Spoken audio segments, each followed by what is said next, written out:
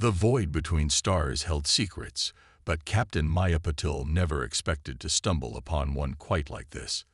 The UNEV Curiosity, Earth's most advanced deep space research vessel, hung silently in the darkness of the Ophiuchus sector, its quantum sensors probing the mysteries of a newly discovered gravitational anomaly.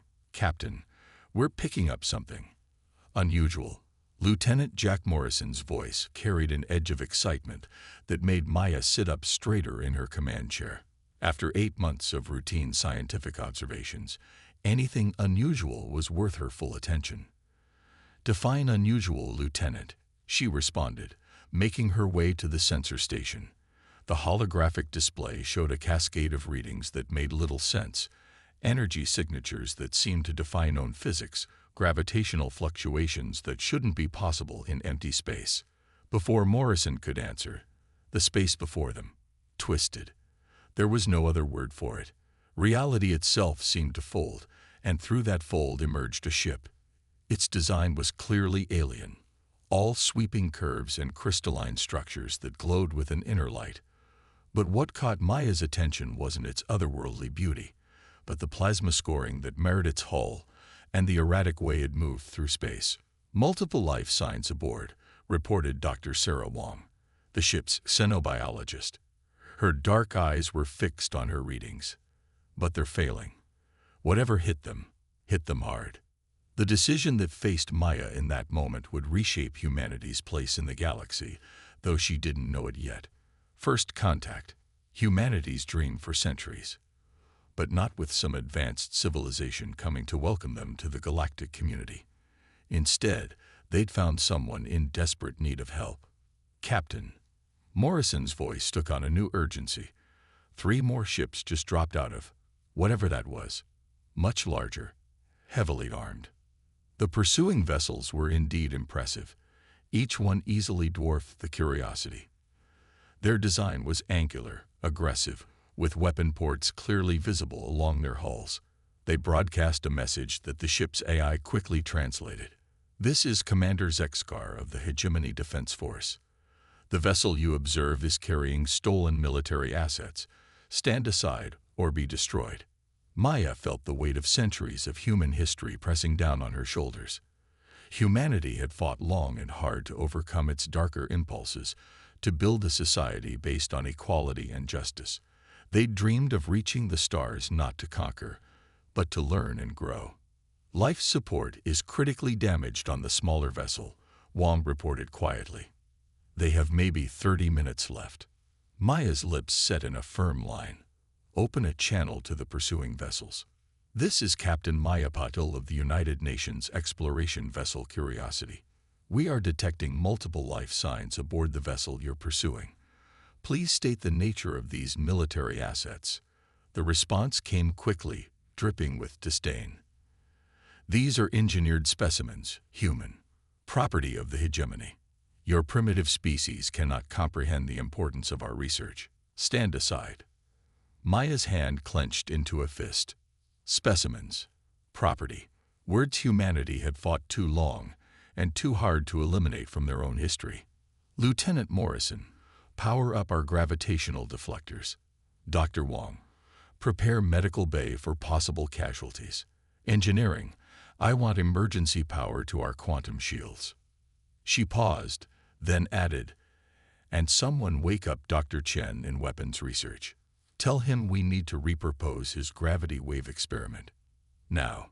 Her crew moved with practiced efficiency, but she could see the tension in their movements. The Curiosity was a research vessel, not a warship.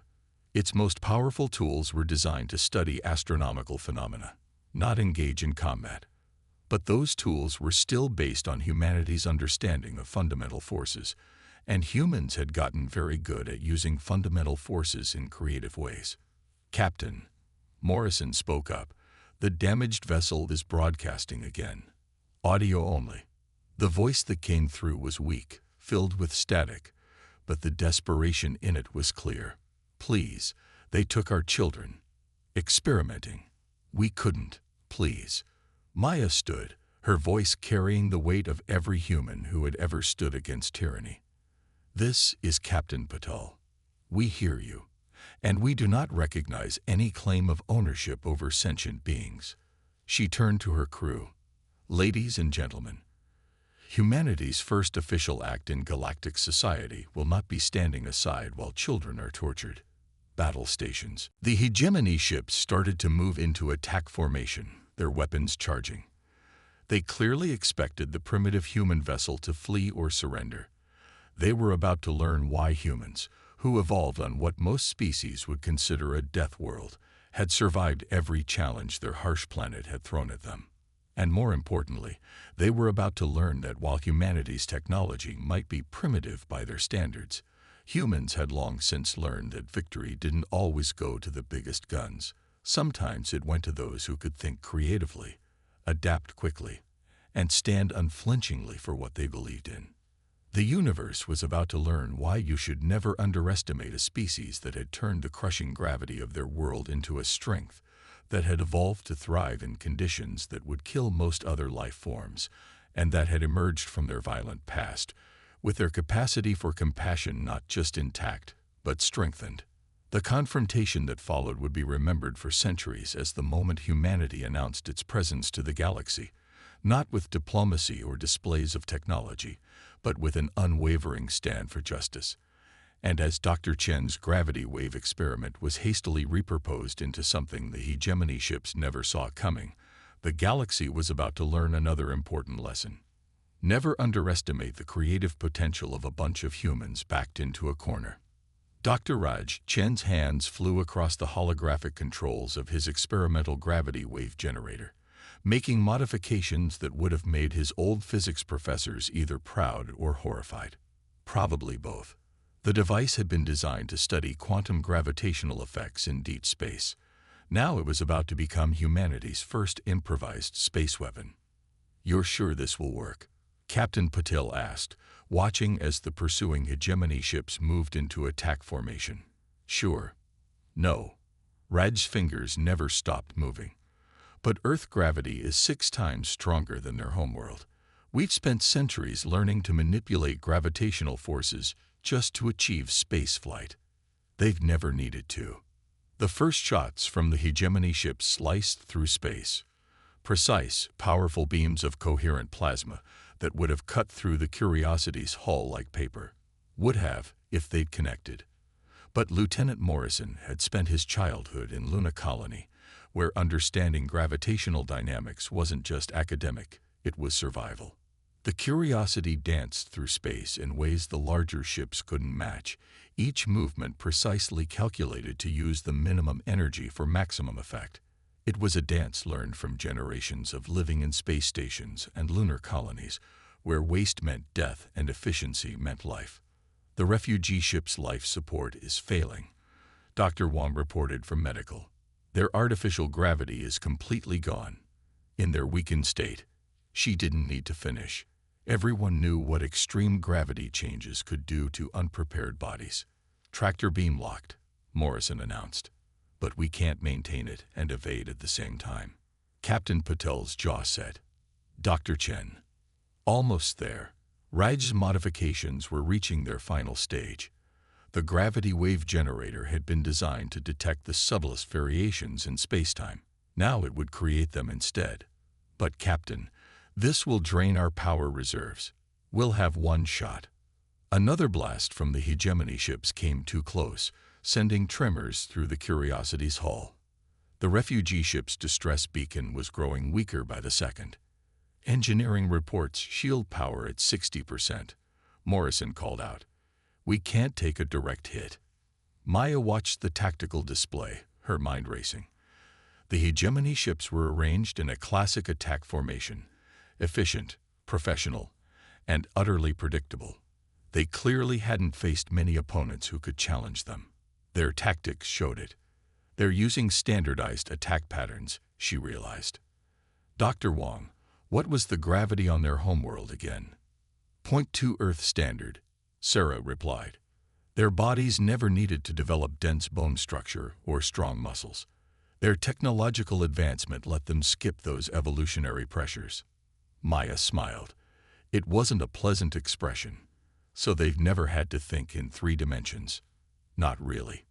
Not like we have. She turned to Morrison. Lieutenant, plot us a course directly down relative to their plane of attack. Maximum thrust. Morrison's eyes widened as he understood. Most species thought of space combat like naval warfare, two-dimensional with slight variations. But humans, who had evolved under crushing gravity and had to fight it just to reach space, thought differently. The Curiosity plunged downward, pulling the damaged refugee ship with it. The sudden movement threw off the hegemony ship's carefully coordinated attack pattern. Their formation began to break as they tried to compensate. Dr. Chen. Ready. Raj's voice was tense. But we'll need them closer together. Maya nodded. Morrison, bring us about. Head straight for the gap between their ships. The Curiosity turned, accelerating toward what seemed like certain doom. The hegemony commanders, enraged by the primitive vessel's defiance, took the bait. Their ships moved to cut off the Curiosity's escape route, converging on its position. They're powering up something big, Morrison warned. Some kind of energy weapon. Let them, Maya replied.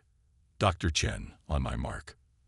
The hegemony ships drew closer, their weapons reaching full charge. Their commanders likely thought the human vessel was attempting a suicide run. In a way, they were right, just not how they imagined. Now, Maya ordered. Raj activated his modified gravity wave generator. The device wasn't powerful enough to affect the massive hegemony ships directly. It didn't need to be. Instead, it created a rapidly oscillating gravitational field that replicated, for a fraction of a second, the crushing pressure at the bottom of Earth's deepest ocean trenches. The effect on ships designed for the minimal gravitational stresses of open space was devastating. Warning alerts screamed across their bridges as hull plates buckled and internal systems crashed. Their carefully aimed weapons, calibrated for precision in normal space, went wild under the gravitational fluctuations. The Curiosity shot through the gap between the disabled ships, trailing the refugee vessel behind it. As they passed, their sensors captured frantic communications between the hegemony vessels, not just damage reports, but something that sounded almost like panic. They're not pursuing, Morrison reported, wonder in his voice. They're retreating. Get us to the refugee ship, Maya ordered. Dr. Wong, prepare for emergency medical procedures. And someone get maintenance to Dr. Chen's lab. I suspect his generator isn't in the best shape. Raj looked up from his smoking console with a grin. Worth it. As the Curiosity's crew rushed to save the refugees, word of the encounter was already spreading through hegemony communications channels. A primitive vessel, using primitive technology, had just defeated 3 of their most advanced warships. But it wasn't just the defeat that would send shockwaves through galactic society. It was how it had happened. The humans hadn't won through superior firepower or advanced technology. They'd won by using their understanding of the fundamental forces that had shaped their evolution, forces many species had used technology to forget. They'd won because they'd never stopped learning from the harsh world that had forged them. And most importantly, they'd won because they'd chosen to stand and fight when they could have simply walked away. The galaxy was about to learn that humanity's greatest strength wasn't their ability to survive on a death world. It was their unwavering determination to help others survive too. The Curiosity's medical bay had never been designed for xenobiology, but Dr. Sarah Wong was discovering that human medical principles were surprisingly adaptable. The refugees, who called themselves the Lisani, were gravitationally sensitive beings, their crystalline-based biology optimized for the gentle embrace of their low-gravity homeworld. Remarkable, Sarah murmured, studying the bioluminescent patterns flowing beneath her patient's translucent skin. Their entire cellular structure shifts to compensate for gravitational changes. We could learn so much from each other. The Lisani elder, who had introduced himself as Silex, watched her work with multifaceted eyes that seemed to shimmer with their own inner light. We do not understand, he said through the translation matrix. Your ship is primitive by hegemony standards. Your weapons are basic. Yet you risked everything to save us. Why? Sarah's hands never stopped working as she calibrated the gravity plates beneath the medical beds. Because it was right, she replied simply. Then, seeing his confusion, she added, "There's an old saying on Earth. The only thing necessary for the triumph of evil is for good people to do nothing." In the adjacent bed, a younger Lysani, one of the children the hegemony had been experimenting on, reached out with a crystalline tendril to touch Sarah's arm. Where they made contact, patterns of light danced between their bodies.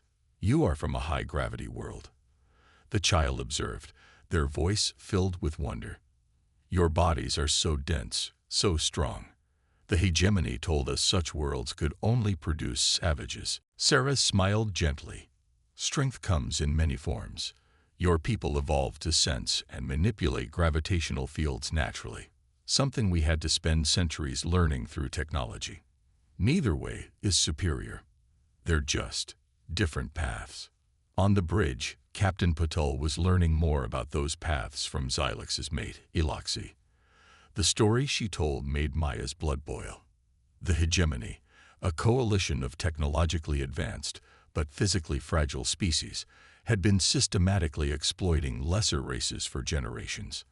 The Lysani's natural ability to sense gravitational fluctuations had made them particularly valuable test subjects. "They took our children," Eloxy's translator conveyed the pain in her harmonic voice. "Said they would improve them, make them worthy of galactic society. But we saw the truth in the energy patterns of their ships. They were trying to weaponize our abilities." Maya thought of humanity's own history, of all the times improvement had been used to justify atrocity. "Your people resisted. We tried." Eloxy's bioluminescence dimmed. "But we are not warriors. Our evolution gave us sensitivity, not strength. When we discovered what they were doing to our children, we managed to rescue some of them. But the price." Her light patterns flickered with grief. "Lieutenant Morrison," Maya called out, "what's the status of the hegemony ships?" "Still retreating, Captain. But I'm picking up a lot of communication traffic. They're calling for reinforcements." Maya nodded grimly. The curiosity had bloodied their nose, but the hegemony wouldn't take this humiliation lightly. They needed a plan. In engineering, Raj Chen was already working on one. The Lysani children, fascinated by the human who had turned gravity itself into a weapon, had gathered around his workstation. Unlike the adults, they seemed less affected by Earth normal gravity, their bodies adapting more quickly to the new conditions. "See this." Raj pointed to his modified gravity wave generator. "We use electromagnetic fields to contain and direct gravitational forces. But you can sense these fields naturally." One of the children, encouraged by his gentle tone, extended a crystalline appendage toward the device. The internal lights of their body pulsed in sync with the generator's frequency. "I feel it," they said excitedly. "It's like the songs our ancestors used to sing to the stars." Raj's eyes lit up. "Captain," he called over the comm, "I think I have an idea. But I'm going to need help from our new friends." Throughout the ship, similar scenes of cooperation were unfolding. The Lysani, despite their ordeal, were natural scientists. Their entire culture built around understanding and harmonizing with the fundamental forces of the universe. In humans, they found kindred spirits who had taken a different but parallel path. Where the Lysani had evolved to sense and flow with gravitational forces, humans had evolved to endure and overcome them. Where Lysani technology focused on harmony and resonance, human technology focused on efficiency and adaptation. Together, they were discovering these approaches could become something entirely new. But time was running out. The hegemony would return, and when they did, they would bring enough firepower to ensure there would be no repeat of their earlier humiliation. The curiosity had won the first battle through surprise and creativity, but they couldn't count on that working twice. As Maya listened to Raj's plan, a plan that would combine Lysani gravitational sensitivity with human determination and ingenuity, she realized something important. The hegemony's mistake wasn't just underestimating humanity's capabilities. Their real mistake was believing that strength could only be measured in terms of technology or physical power. They were about to learn that the greatest strength comes not from domination, but from cooperation, not from forcing others to change, but from learning to combine differences into something greater than the sum of its parts. The Lysani children gathered around Raj's workstation were proof of that. Their bodies glowed with patterns of light that matched the rhythms of his modified gravity wave generator, while their questions showed the same curiosity and creativity that had driven humanity to the stars. The coming battle would test them all. But as Maya watched humans and Lysani working together, she knew that whatever the hegemony brought to bear against them, they would face it the way both their species had always faced challenges, with determination, with ingenuity, and with the unshakable belief that standing up for what's right was always worth the risk. The hegemony fleet emerged from hyperspace like a gathering storm. 15 warships, their hulls bristling with weapons far beyond Earth's current technology. But aboard the Curiosity, Captain Maya Patel watched their arrival with steady eyes. The past 48 hours had changed everything. Their formation is exactly as Eloxy predicted, Lieutenant Morrison reported from his station. The tactical display showed the hegemony ships arranging themselves in a precise geometric pattern, one that the Lysani recognized from bitter experience. They always follow the same protocols. Eloxy's harmonics conveyed a mix of disdain and sadness. The hegemony believes perfection comes from unchanging order. In engineering, Raj Chen worked alongside Lysani children, their combined efforts creating something the galaxy had never seen before. His gravity wave generator had been transformed, integrated with crystalline structures grown by the young Lysani. Where human technology provided the raw power, Lysani biology provided the finesse. "It's beautiful," one of the children, Nixis, said as she watched the energy patterns flow through the hybrid device. Her body pulsed with matching frequencies, like watching stellar nurseries dance. Raj grinned. "That's not far off. We're basically creating controlled gravitational eddies, the kind of thing you'd find where stars are born." He looked at his readings with satisfaction. The hegemony thinks gravity is just another force to be conquered. They never bother to understand it. The incoming transmission cut through the ship's communications. "Renegade human vessel, you have interfered in hegemony affairs and damaged Imperial property. Surrender the test subjects immediately or be destroyed." Maya stood from her command chair. "This is Captain Patel of the Curiosity. We do not recognize your authority over sentient beings. The Lysani are under our protection." Protection. The hegemony commander's voice dripped with derision. "You are primitives who barely understand the forces you're dealing with. Your species still thinks protein-based bodies and binary gender are optimal evolutionary paths. What could you possibly know of protection?" "More than you might think," Maya replied calmly. "Dr. Wong, would you like to explain to our friends what we discovered about their research?"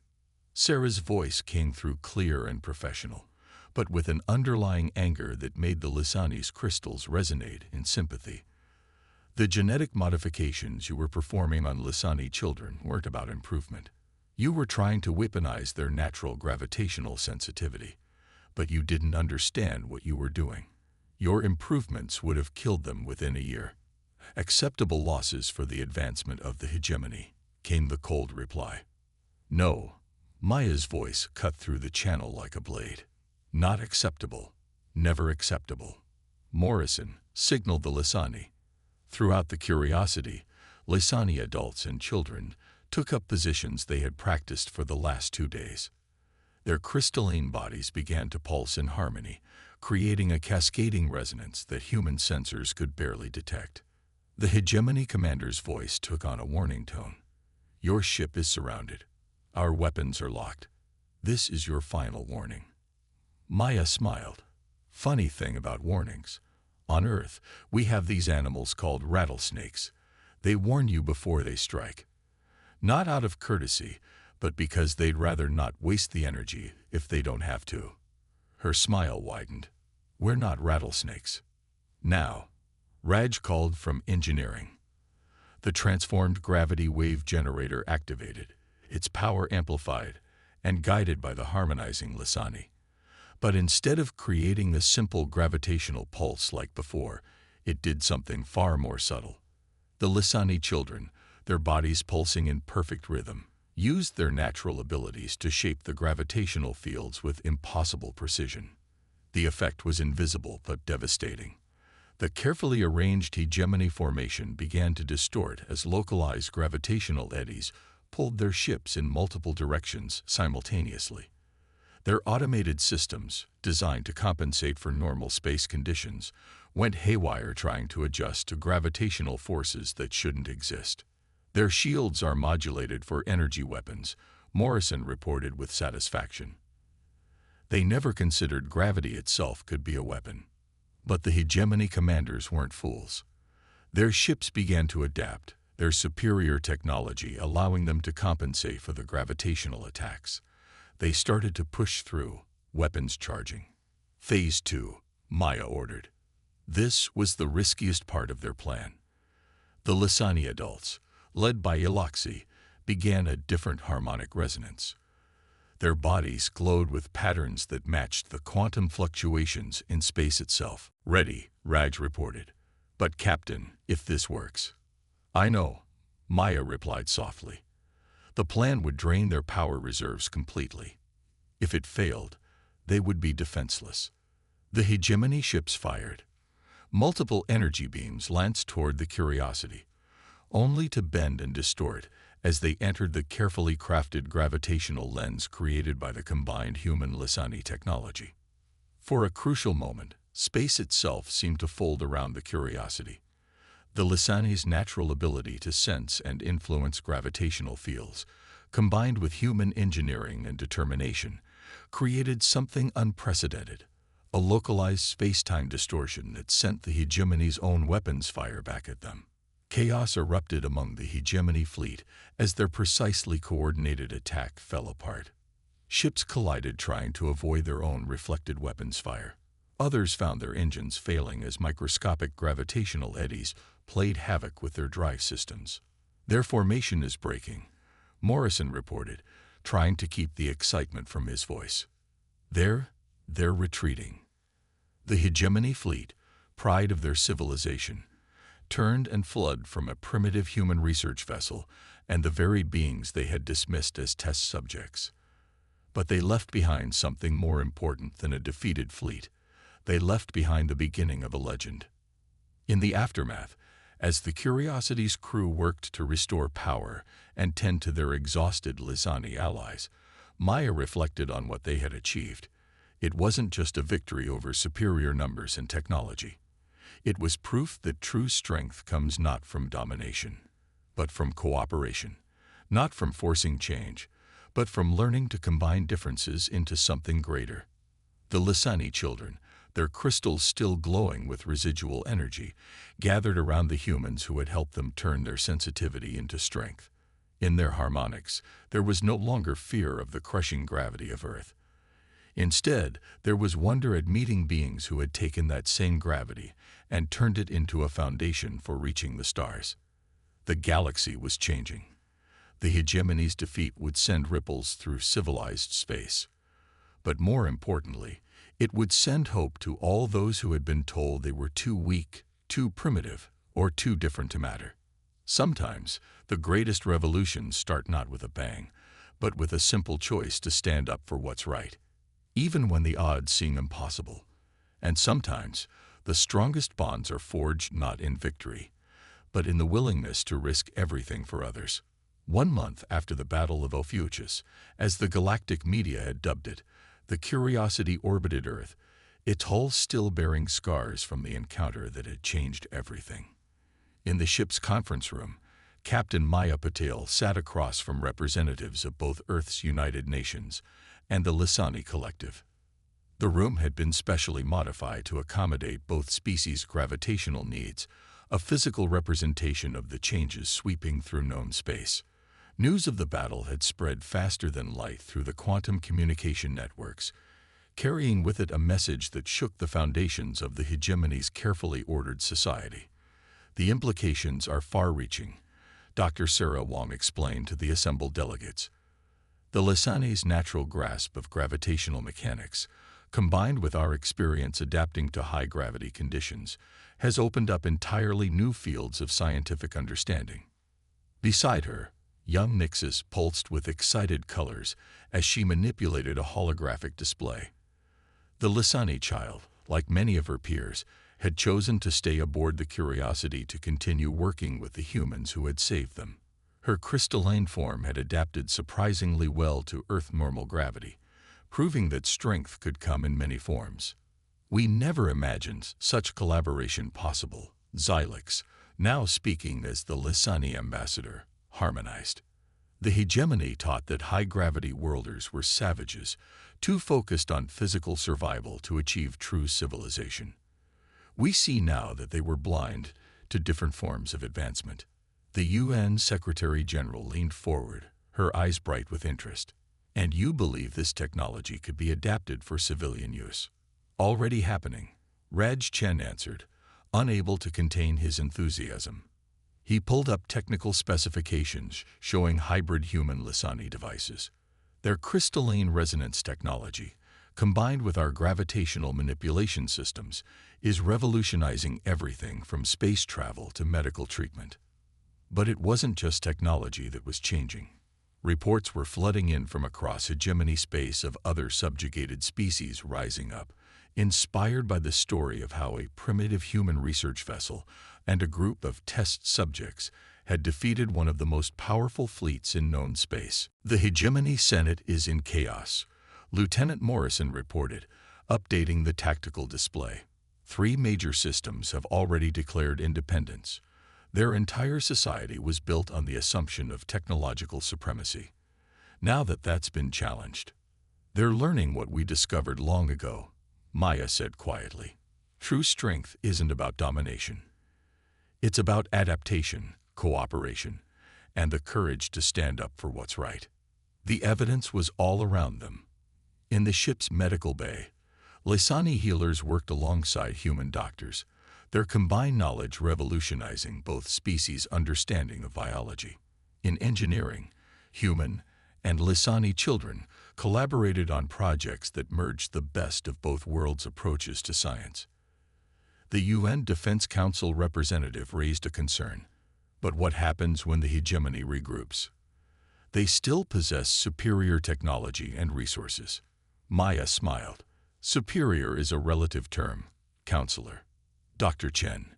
Raj activated another hologram, this one showing the modifications being made to Earth's defense grid. We're not trying to match their technology, he explained. We're creating something new. The Lisani understand spatial dynamics in ways we never could, while we have centuries of experience turning environmental challenges into advantages. And more importantly, Eloxy added, her crystals glowing with conviction, you have shown us that strength comes in many forms. The hegemony's power came from forcing uniformity, but true power comes from embracing diversity. The Secretary-General nodded thoughtfully. And what of the other species? Those still under hegemony control. We've already received requests for asylum from 3 different civilizations, Maya reported, each with their own unique evolutionary adaptations, their own approaches to science and technology. Each dismissed by the hegemony as primitive because they developed differently. The implications were staggering. Earth's first major action in galactic society had not just been standing up to bullies, it had been proving that there was strength in difference. That cooperation between diverse species could create something greater than any single approach to evolution or technology. As the meeting concluded, Maya stood at the observation window, watching her home planet spin below.